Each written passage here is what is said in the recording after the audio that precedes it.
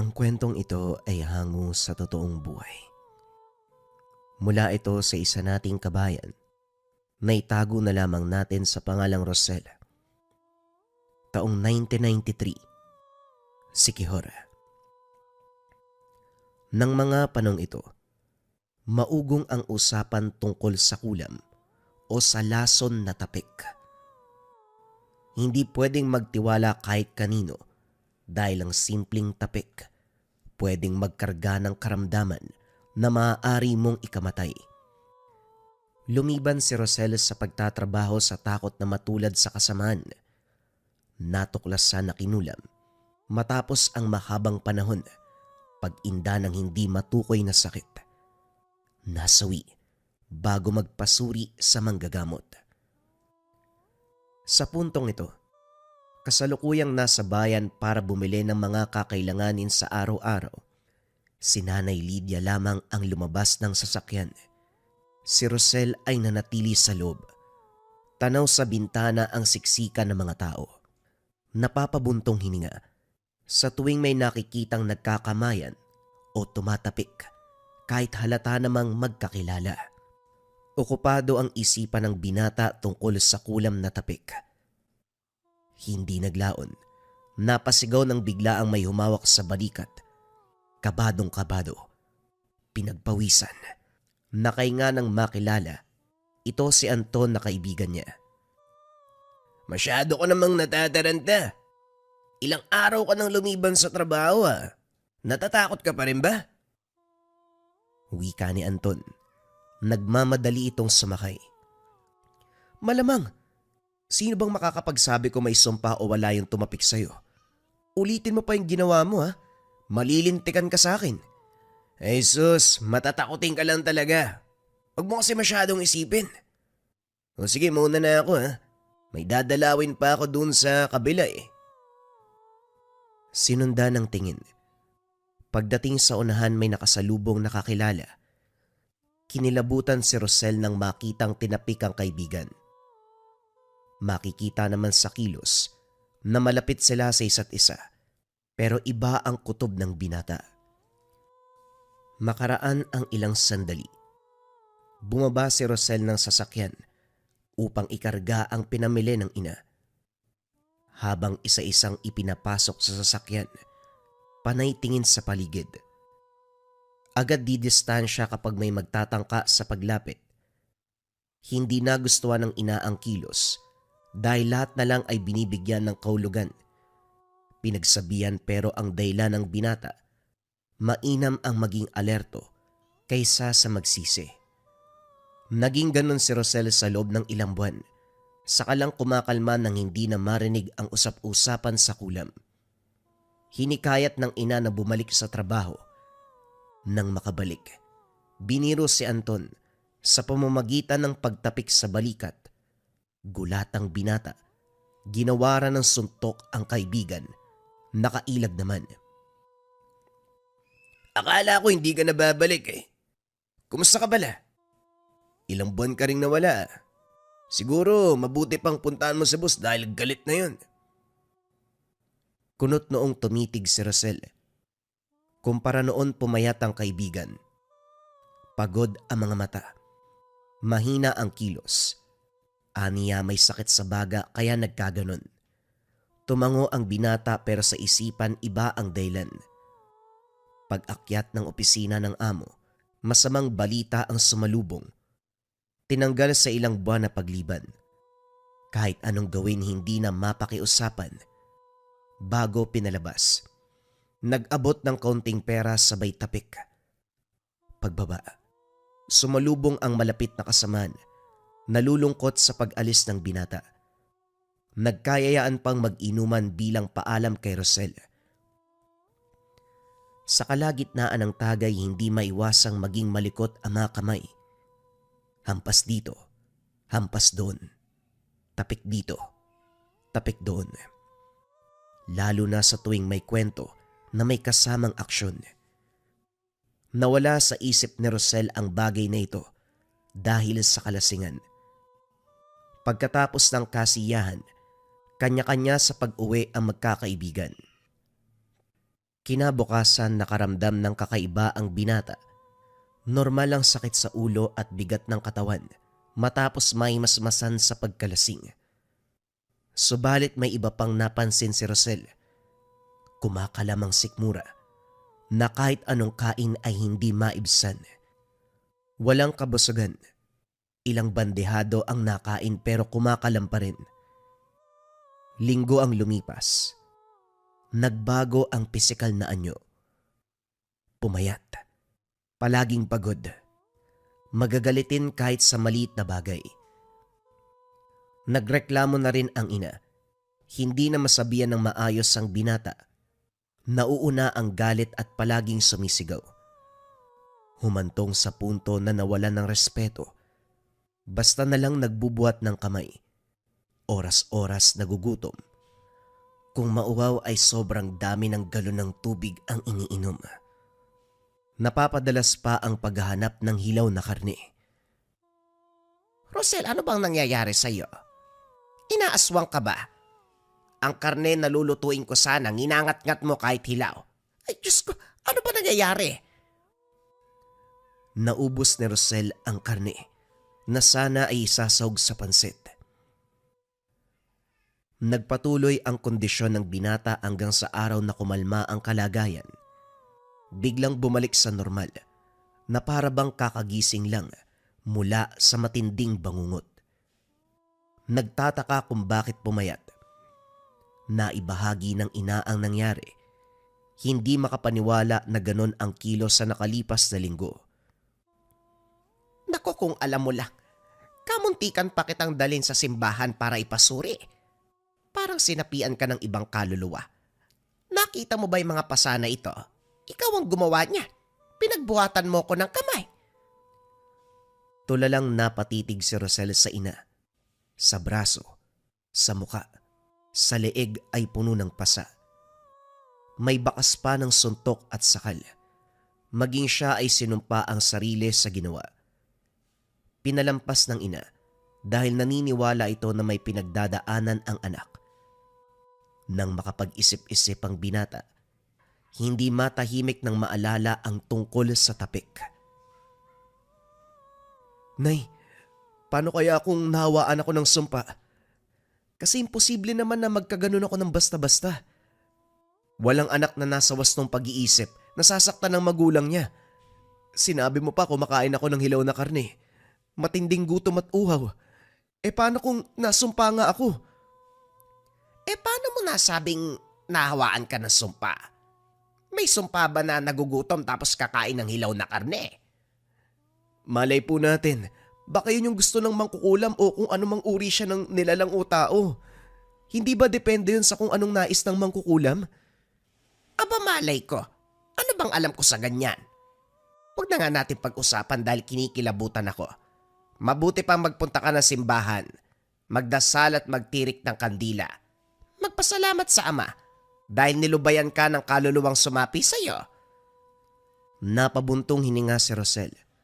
Para sa ina sinapian siya, pero para sa kanya, malamang sa malamang kulam ang dahilan.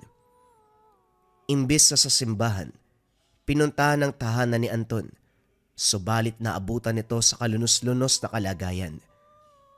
Butot balat, tulala at hindi makausap. Ang sabi ng kapatid, linggo na magmula noong bumagsak ng gusto ang kalusugan. Hindi na kumakain, hindi uminom ng tubig, hindi makaramdam. Buhay nga ito, pero parang patay ang kondisyon. Ito ang dinala sa albularyo. Unang tingin pa lang alam na kaagad ang kalagayan. Bakit ngayon lang dinala ang binatang ito? Malubha na ang karamdaman. Kaunting panahon na lang pwede nang lagutan ang hininga. Ipasok nyo. Ako ang bahala. Wika ni Mang Puloy, ang albularyo. Kumuha ito ng isang baso ng tubig, dahon ng puyo, itak na yari sa kahoy. Nang maipwesto si Anton, sinimula ng orasyon. Pinaikot-ikot ang kamay sa ulo ng biktima, inutusang pumikit. Nang magmulat sumapi ang kaluluwa ng mangkukulam. Sa puntong ito, Samot-saring masasakit na salita ang namutawi sa bibig. Sinasakalang sarili. Nais patayin si Anton. Natigil lang ng hampasin ng buyo. Sino ka? Magpakilala ka. Sabihin mo ang kasalanan ng taong ito para kulamin mo. Wika ni Mang Puloy. Galit ako sa taong ito. Masama siya. Mapanlamang mapanlilang. Pinagdiskitaan ako kaya gumanti ako. Sa anong paraan siya naging mapanlamang, mapanlinlang? Ibahagi mo sa akin upang maunawaan ko. Bago pa lang ako sa trabaho. Pero ako na ang palaging pinagdidiskitaan. Pinagkakaisahan ng mga magbabarkada sa paungunaya. Nung sweldo, kinuha ang pera ko. Binugbog pa ako ng manlaban. Hindi niyo ako masisisi kung ginawa ko ito sa kanya. Ganun ba? May sapat kang dahilan para parusahan ang taong ito. Pero hindi mo ba naisip na sumusobra ka? Pwede ka namang gumante sa paraan na kung anong ginawa sa'yo. Bugbugin mo rin. Nakawan mo ng pera. Wag lang ang kulam. Na alam nating lahat na papatay ng tao kapag katagalan. Gusto mo ba talagang patay ng taong to? Bakit naman hindi ko mababawasan ang katulad niya sa mundong ito? Hindi lang ako ang pinagdidiskitaan niya. Marami pa. Pero ako lang ang naglakas ng loob na gumanti. Iho, mabuti pa siguro kalasin mo na ang sumpa. Mag-usap tayo na maayos. Idaan sa pamamaraan na walang masasaktan, walang magdurusang kamatayan. Pwede naman pag-usapan ng lahat ng ito. Ayoko. Hindi ako aatras. Walang kakalasin na sumpa. Magdusa siya. Mamamatay. Aray ko. Hindi natapos ang salita ng hampasin ng dahon ng buyo. Ang langis na pinagbabara nito ang nagdulot ng pinsala sa sumaping mangkukulam. Wala itong nagawa ko hindi makiayon sa gusto ng albularyo. Napilitang kalasin ng sumpa at lubayan ang biktima. Saka lang nakawala sa pagkakasapi ng magkasundo. Bago pinakawalan, 3 beses na ginilitan ng leeg ang itak na yari sa kahoy. Nag-orasyon at ang tubig na dinasalan ay pinainom sa biktima. Pagkatapos ito, kondisyon ni Anton ang inatupag ng albularyo. Maayos na ginamot hanggang sa gumaan ang pakiramdam. Kinausap ni Rosel ang matanda. Manong, maraming salamat po sa tulong mo sa kaibigan ko. May tanong lang ako. Kapag kinulam o kung anumang sumpa, sakit sa katawan lang po ba ang mangyayari? Paano kung makaranas ng matinding pagkauhaw, matinding gutom, tapos kumakain ng hilaw na karne? Posible pa bang kulam yun? Natahimik ang albularyo. Hindi kaagad nakapagsalita. Nagulat si Rosel sa sinabi nito. Mas mataas na uri ng sumpa ang ginawa sa'yo. Yanggaw, gusto kang gawing aswang. Huwag ka na rin magpaligoy-ligoy. Alam naman nating lahat na ikaw ang nakaranas ng sumpa, hindi ba? Si Rosel naman ngayon ang natahimik. Hindi makapaniwala sa narinig. Kinausap ng albularyo kung handa na ba siyang magpasuri. Nakahanda na rin si Mang Puloy na gumamot. Hindi muna nagpasya si Rosel.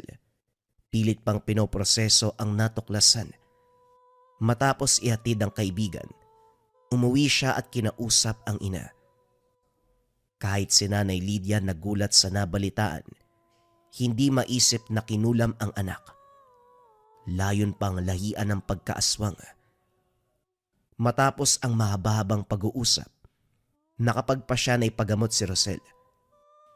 Bumalik ang binata sa tahanan ng albularyo. Nang sabihin ang sadya, sinimulan ang proseso. Dahon ng buyo, langis, itak na yari sa kahoy, baso ng tubig. Nag-orasyon ang albularyo, kinumpas ang kamay sa ibabaw ng ulo. Nag-utos na pumikit. Sa muling pagkamulat, kamalayan ng mangkukulam ang sumapi.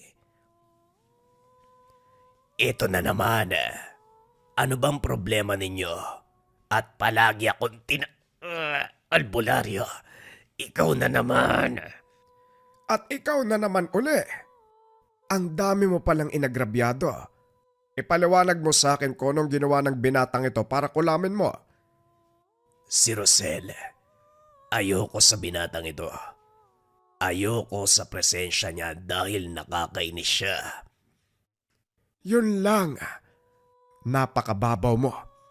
O siya, wag na nating pabain ang usapan. Kalasin mo ang sumpa kung ayaw mong umabot sa punto na magsisisi ka. Sasaktan mo na naman ba ako? Wala ka rin pinagkaiba sa mga taong kinulam ko. Wala kayong ibang alam kung hindi manakit ng kapwa.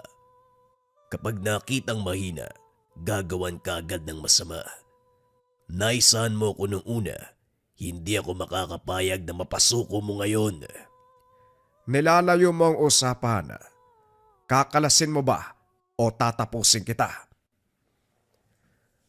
Nanlaban ang mangkukulam, subalit hindi pinayagan ng albularyo.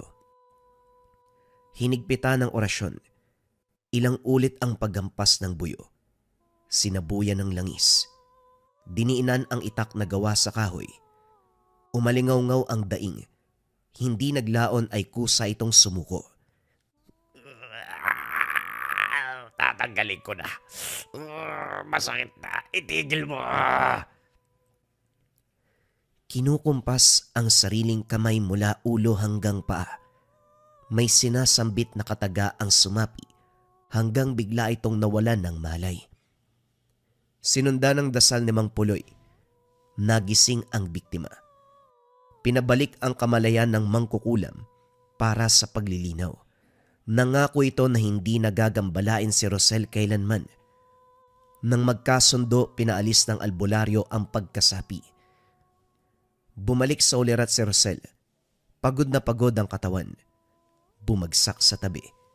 Tulala habang nakatitig sa albularyo. Nang mahimasmasan, uwi na sana kaso pinigilan ni Mang Puloy dahil hindi pa tapos ang gamutan. Nakalimutan mo yata na gusto kang yang gawin. Ang ginawa kanina ay para lang kalasin ang sumpa ng kulam. Ngayon ang prosesong isusunod ay ang ritual sa pag-alis ng yanggaw. Nasa kaloob-looban mo pa ang sumpa ng aswang. Yon ang sisikapin nating mailabas sa ngayon. Huwag kang mag-alala. Alam kong pagod ka pa kaya bibigyan kita ng sapat na oras para makapagpahinga. Dito ka lang sa tahanan. Mahabang oras ang ginugol ni Rosel sa tahanan ng albularyo. Sumunod ang ina sa pag-aakalang may masamang nangyari. Pinaliwanag ni Mang Puloy sa ina ang kaganapan. Wala itong reklamo. Nang maibalik ang nawalang lakas, tinawag ng binata ang albularyo para simulan ang panggagamot. Pinainom ng langis, sumambit ng orasyon.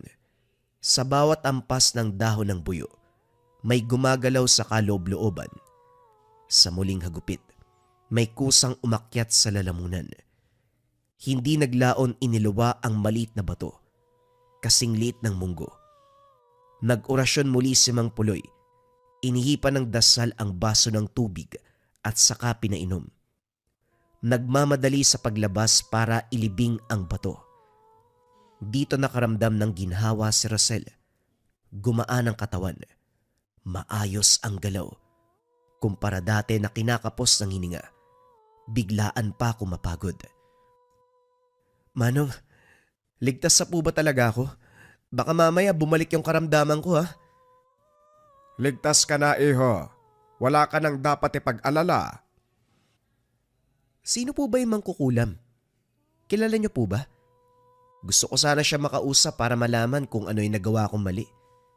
Para po kasi sa akin, naging mabuti naman ako sa kapwa ko eh. Paminsan ang dahilan ng pagkapahamak ang pagiging mabait. Kahit wala kang ginawa, may pagkakataon pa rin na malagay ka sa peligro. Ang mga sumasamba sa kaliwa, minsan nang bibiktima na lang bigla. Maiinis lang sa presensya mo. Siguradong gagawan ka kaagad ng kasamaan. Mabuting tao ka man o hindi, mapapahama ka pa rin talaga. Pero kilala niyo naman po yung mangkukulam, di ba? Gusto ko lang kasing malinawan. Naalala mo ba nung kumalam yung sikmura ni Anton?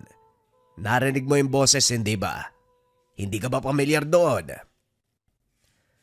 Inalala ni Rosel ang sandaling pinagamot si Anton. Hindi makapaniwala nang matukoy ang boses si Celso. Ilang buwan pa lang itong nakakasama sa trabaho, mapapansin na tahimik, hindi nakikipaghalubilo. Si Anton sa kabilang banda, likas ang pagiging loko-loko. Hindi nagulat nang isiwalat ng mangkukulam ang dahilan. Subalit hindi malinaw sa kanya kung bakit maging siya ay nadamay. Para sa binata, masyadong mababaw ang dahilan dahil lang sa presensya niya. Pinuntahan sa bodegang pinagtatrabahuhan. Sa sandaling nagkatitigan, nagmamadali sa pagtakbo si Celso. Hinabol, kaso hindi naabutan. Sumuot kung saan-saan, hindi nasundan. Nagtanong ng tirahan, natuntun. Pero nang makita siya ay nagmamadali naman sa pagtakas. Napagod kakahabol kung kaya't tumigil. Nag-iwan ng sulat sa tahanan nito na gusto lamang makipag-usap. Lumipas ang araw. Bumalik si Rosel subalit sarado ang tahanan. Walang senyales na may tao. Natagpuan ang sulat sa eksaktong pinaglagyan. Nagbitiw sa trabaho kaya hindi nawala ng pag-asa. Humingi ng tulong kay Mang Puloy, kaso wala itong magagawa. Hindi mapapatawag sa pamamagitan ng pagsapi dahil walang biktima. Pinayuan na lamang siyang maghabol at baka balikan pa uli ng kulam. Sa takot ni Rosel, nakinig na lamang sa albularyo, kinalimutan na lamang ang tungkol dito. Isang araw, naimbitahan ang mag-ina sa kaarawan ng kaanak na mayor. Malaki ang salo-salo. Marami ang imbitado.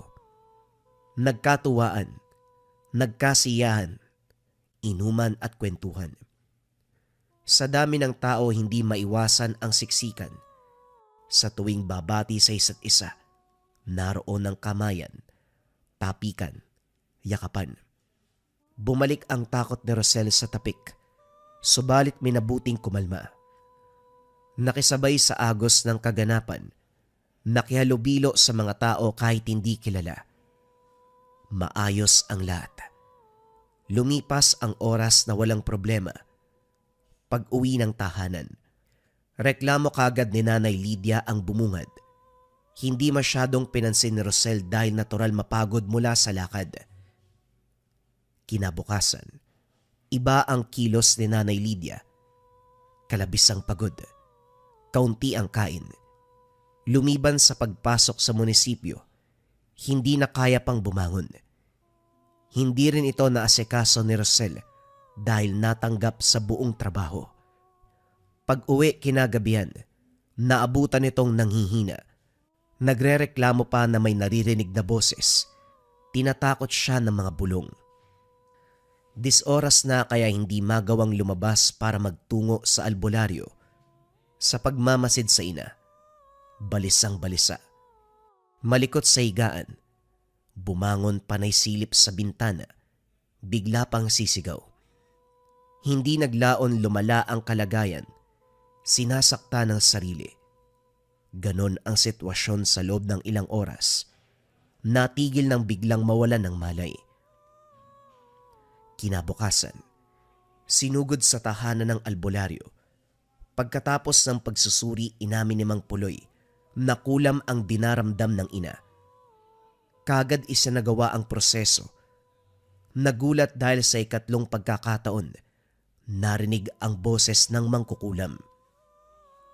Aba, ikaw na naman. Grabe, parang hindi ka na nadala sa binigay kong parusa. Gusto mo yata ng mas mabigat. Magaan lang yung pinataw ko sa pag-asang susunod ka sa usapan. Kaso mali yata ako ng ginawa eh. Ano naman ang rason mo para kulamin ang taong to? Nagkita kami sa isang salo-salo. Pinuna niya ako. Nilait kaya nagalit. Isa pa, nalaman ko na anak niya si Rosel. Galit pa rin ako sa taong yun dahil matapos ang pag-uusap dito, hinabol pa niya ako. Ayaw niya akong lubayan. Kung nandito ka lang sa malapit, pinutol ko na ang dila mo. Napakababaw ng rason para kulamin ang tao. Ang dapat mong gawin, magbago ng ugali. Nandadamay ka ng iba. Pwede namang baliwalain na lang. Maliit na bagay, pinapalaki mo. Para sa'yo maliit. Pero para sa akin na nakaranas ng kalupitan nila, hindi. Hindi mo alam ang pinagdaanan ko, kaya wala kang karapatan na manghusga. Baka gusto mong... Ano, kukulamin mo rin ako? Tapang-tapangan ka. Hindi ka namang kalakasan. Yang galit-galit na yan, pwede mong palampasin. Ang sarap mong tirisin. Kalasin mo yung sumpa. Bilisan mo. Bumalik na naman tayo sa usapan, tanda. Makikipag-ayos ka sa paraang nais mo. Paano kung sa puntong ito, kagustuhan ko na ba na sundin mo? Ang lakas ng loob mo. Makapal ang muka. Ako nagpatawag sa'yo kaya ako masusunod. Ano man ang sasabihin ko, gagawin mo. Alam mo mangyayari kapag sumuway ka, hindi ba? Sige, gawin mo. Malalampasan ko pa rin ang ipapataw mong parusa. Kabisado na kita, albularyo. 2 beses mo na akong pinarusahan, kaya sigurado kung makakayanan ko yan, ano man ang ibibigay mo. Naghahamon ka pa. Sigurado ka bang kaya mo talaga? Paano kung sa pagkakataong ito mamatay ka? Kuha ko sa'yo. Kalasin mo na lamang ang sumpa. Huwag mong gambalain ang biktima. Hindi mo ako mapapasunod, albularyo. Hindi! Aray ko! Ang sakit! Naubos na ang pasensya ni Mang Puloy, kung kaya't pinatikim ng lupit ang mangkukulam. Ang itak na yari sa kahoy, binulungan ng dasal. Pagkatapos ay itinarak sa hita ng biktima. Sumigaw ng sumigaw. Nakiusap na itigil. Hindi huminto si Mang Puloy. Hanggang sa hindi narinig, nakakalasin na ang sumpa. Oo na. Tatanggalin ko na. Kakalasin na. Tama na. Masakit na. Talagang masakit yan dahil nagmamatigas ka. Ano? Kakalasin mo ba o papatayin kita?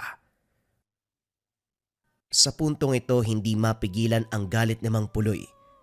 Ngunit napilitan ang mangkukulam na tanggalin ng sumpa. Pagkatapos ng ritual, nagmulat ang ina ni Rosel. Nakaramdam ng pagod. Pinainom ng tubig at kinargahan ng dasal. Pagkatapos ng lahat, napansin ni Rosel na naghahanda ng patalim si Mang Puloy. Nagbalot ng apog sa dahon ng buyo. Sumabay ito sa pag-alis nila pero lumiko sa kabilang daan. Dumiretso na rin sila para makapagpahinga ang ina. Makaraan ng ilang oras, binabagabag si Rosel sa ideya na may gagawing masama ang albularyo. Nang masiguradong maayos ang kalagayan ng ina, nagmamadali sa pagsugod. Walang ideya kung saan tutungo. Tinahak ang daan na binagtas ni Mang Puloy. Lumusot siya sa bahagi na malawak ang talayban. May nag-iisang tahanan sa dulo. Malayo pa pero tanaw ang figura ng matanda. Nakakubli sa mayayabong na halaman. Hindi naglaon dahan-dahang pumuslit sa loob. Lumapit si Rosel upang malaman ang magaganap. Napaigtad ng makarinig ng kalampagan. Tumago sa dingding si Celso. Nagmamakaawa na wag saktan. Subalit makikita sa pagbumuka ni Mang Puloy ang kagustuang makapatay. Mabuti na lamang naisipan kong dalawin ka. Naabutan pa kitang nag-oorasyon. Sino na naman ang balak mong kulamin, ha? Marami ka bang kaaway o talagang hilig mo lang na kumulam ng kung sino-sino? Sa tuwing tatanungin ka, dami mong rason. Hindi na tugma ang ilan. Ano ba talaga? Lubayan mo na ako.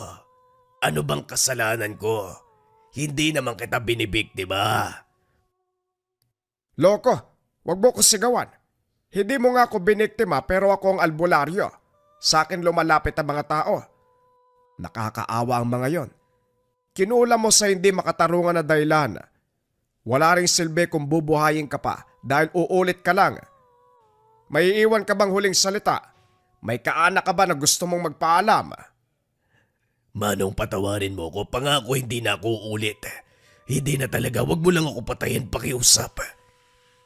Hindi mo na ako madadaan sa ganyan. Huwag mo na ako subukan. Hindi ito maaareglo. Ikaw na mismo ang nagbatigas. Paikutin mo lang ako sa salita. Kaya para maiwasan ang pambibiktima, tatapusin na kita. Walang nagawa si Celso nang batuin ng dasal.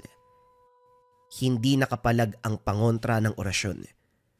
Masyadong malakas ang puwersa ng salita ni Mang Puloy. Ilang sandali lang nangisay ang lalaki. Nalagutan ng hininga. Napatanda ng krus ang albularyo. Sinabuyan ng langis. Sabay bigkas ng orasyon. Pagkatapos ito, pasimpleng hinila papasok ng tahanan ang katawan. Lumakad ng walang lingon. Kinilabutang sumunod si Rosel sa albularyo. Saka lang ito nagsalita ng makarating ng bahay. Anong may paglilingkod ko, iho? Nagulat ka ba sa ginawa ko kay Celso? Manong, paano yung natunto ng tahanan ni Celso? Kilala mo ba siya? Hindi. Unang beses ko lang din siyang nakita. May pamamaraan ako para matunto ng kinalalagyan ng kalaban. Nasaksiyan mo ang kaganapan, hindi ba? May bala ka bang magsumbong sa otoridad? Labas ako sa anumang ginawa niyo, Manong. Hindi ako mangingialam. Kung ginawa niyo lang yun para sa ikakatahimik ng lahat. Maraming salamat po. Ilang tao na rin ang biniktima ni Celso. Masama man ko ituring pero nararapat lang yun sa kanya.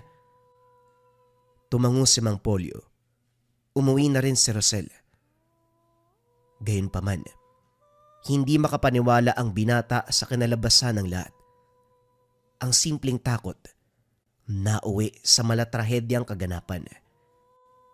Nanumbalik ang saya ni Rosel at Nanay Lydia matapos ang gamutan. Kahit wala ng karamdaman, bumabalik sa tahanan ng albularyo para magpasuri. Sa awa ng Diyos, normal naman ang lahat. Kaunti na lang mapapraning na ako eh. Kumalma kayo. Hindi mabuti mag-isip ng ganyan. Ang labis sa pag-iisip, masama din sa kalusugan. Huwag kayo mag-alala, nandito naman ako. Handang makipaglaban kapag may mambibiktima. Kahit ang binata, natatawa sa sariling kilos. Kaunting karamdaman ay tatakbo kagad sa albularyo. Ngunit ganun pa man, malaki ang pagpapasalamat dahil nandyan ang albularyo. Isa lang ang natutunan niya. Sa kabila ng matinding takot sa mga kababalagan, sa kabila ng matinding takot sa mga sumpa, may mga tao na pinapadala ang amang maylika upang tumulong sa mga nangangailangan, upang umagapay sa mga takot na nararamdaman. Malaki ang pagpapasalamat ng binata na may mga tao na kagaya ng matanda. Mga albularyo na handang makipaglaban sa sumpa, na handang ialay ang buhay para sa iba. Nung sinuot yung marahuyo bracelet ng isa nating kabayan, na ospital kinabukasan yung nangungulam sa kanila. Nangyari yung patotoo mga kabayan during live stream natin. Isa sa mga kabayan natin yung nagpatunay sa bisa ng marahuyo. Nung una medyo nagdududa pa sa bisa ng marahuyo natin pero nung napatunayan yung bisa sobrang dami niyang message during live stream. Sobrang laki ng tiwala sa marahuyo bracelets natin. Biruin yun mga kabayan. Kinabukasan na ospital kagad yung nangungulam sa kanila. Ang bisa kasi ng marahuyo bracelet natin ay depensa espiritual. Kontra kulam, barang, tigalpo, palipadangin, usog, o namang masamang uri ng sumpa. Pero bakit na ospital kabayan kung pang depensa to? Nandito rin kasi yung rebuelta o sumbalik. Kung ano man yung sumpa na ibinigay sa inyo, ibinabalik doon sa taong nagbigay. We have 2 colors available, glossy black and brown. Kung interesado kayo dito sa Marahuyo bracelet natin, i-visit nyo lang yung shop ng Lika Merchandise or tignan kung may yellow basket dito. Kapag wala, pakisearch na lang Lika Merchandise kasi mabilis ma-out of stock to.